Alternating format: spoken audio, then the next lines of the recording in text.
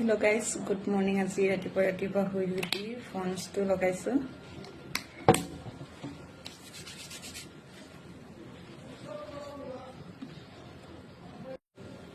পাচলিকেইটা অলপ খানিয়াই লওঁ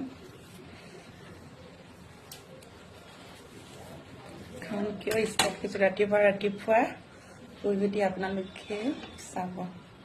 হৈ গ'ল গাইজ, এতিয়া মই কলৈ যাওঁ বলক।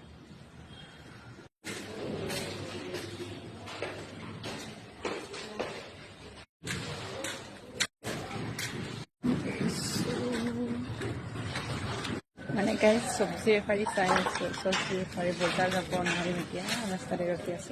গাইজ বজাৰ যাব ওলাইছিলে কিন্তু দুমদামকৈ বাহিৰত বৰষুণ দি আছে কাৰণে নগ'ল। ৰাস্তাতে চব্জি বেপাৰী চালোঁ কিন্তু অহা নাই। দোকানৰ পৰা আহিয়ে চাহ একাপ খাইছিলোঁ এতিয়া।